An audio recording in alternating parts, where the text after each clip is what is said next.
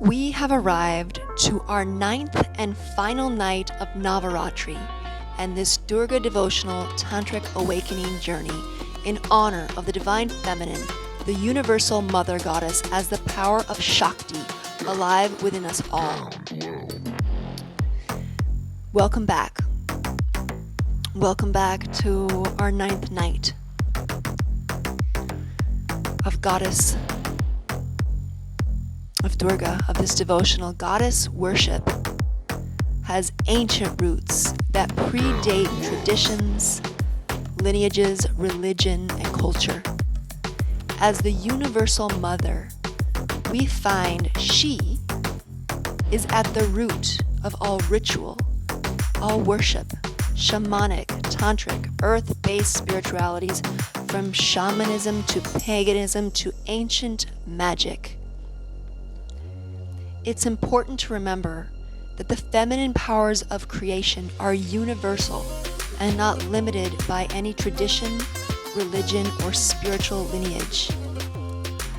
If we look into the larger context of Navaratri, this is about honoring the goddess in all of her aspects, from loving, graceful, and beautiful to fierce, wild, free, untamable, destructive, dark, chaotic, the invincible force.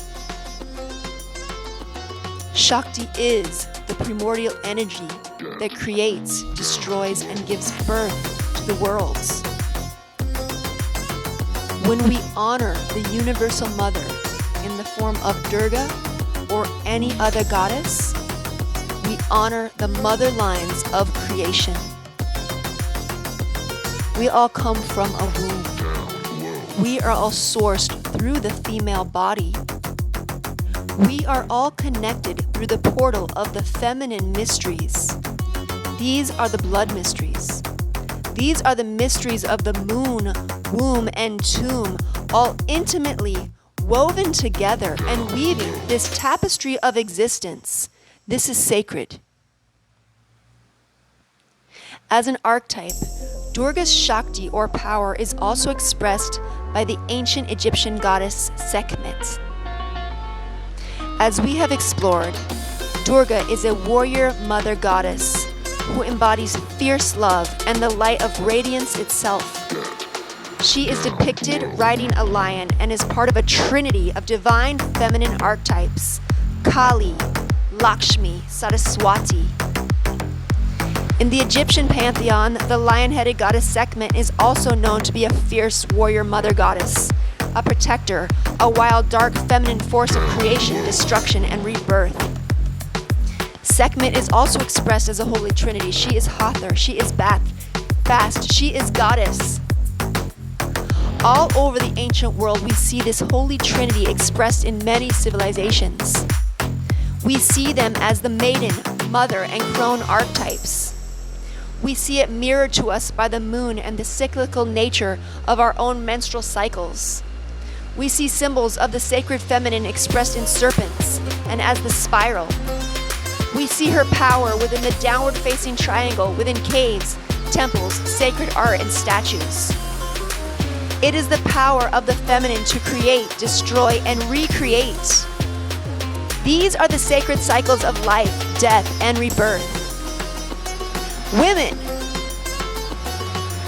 are the portals, and the womb holds this power. In Tantra, we often see pictures of Kali standing on top of Shiva. Shiva appears to be a corpse, just lying prone on the ground, motionless. We learn that in order to reach Shiva, or the state of supreme consciousness, nirvana, and spiritual liberation, we have to go through Shakti. It is the power of Shakti, the divine feminine, that awakens Shiva. In Tantra, we realize that all are part of the one, and the one is part of the all. In Tantra, we see the symbol of the yoni and the lingam in union. This is a symbolic portrayal of the powers of creation united as one.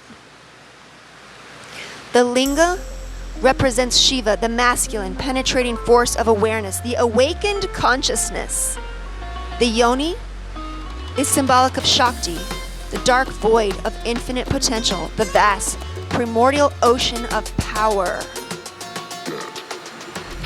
The word yoni is Sanskrit for womb, origin, abode, or the source.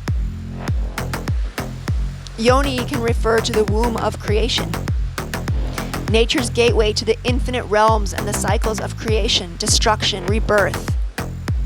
Yoni is also used to symbolize and refer to the female sex organs, including everything from the vagina, uterus, ovaries, the whole womb.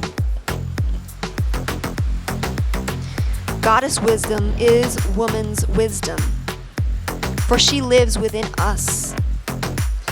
And sexuality gives us the power to create, to literally birth not just children, but give birth to ideas, art, music, dance, ritual,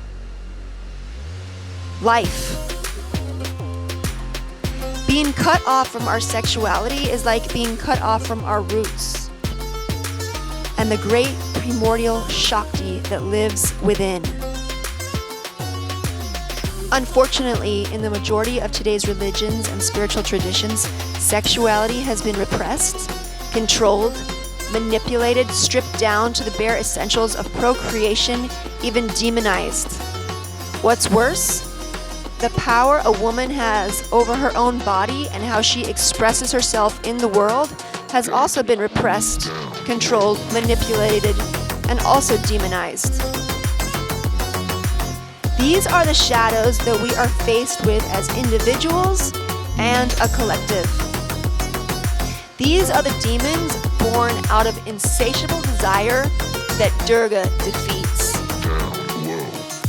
But Tantra teaches us that desire is not the enemy.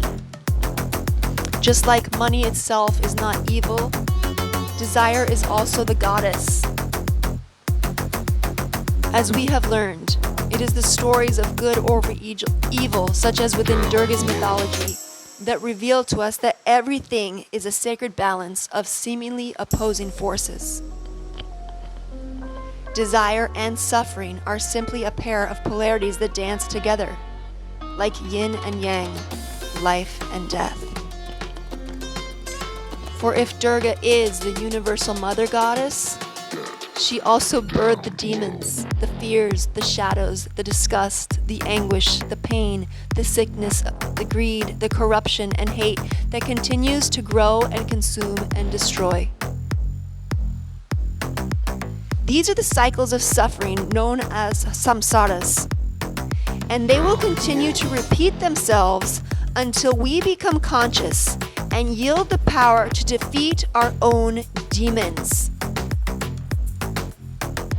And on this 9th night of Navaratri, we celebrate the victory of the goddess in her battle to defeat the evil that is ignorance itself.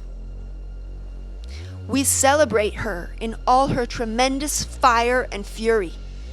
We honor her even in her expressions as the dark face of destruction, the roaring lion, the bloodthirsty black Kali, the dark night. She is the unknown. She is the mystery. As we have learned through this Tantric Awakening journey, Tantra and Yoga give us powerful tools to overcome our shadows, to bring the unconscious aspects of the self into the light, to transmute and transform the negative, locked energies within us, to alchemize and rise as embodiments of divine.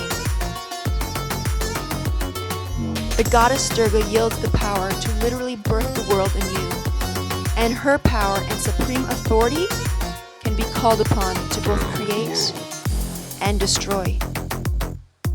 This is needed now.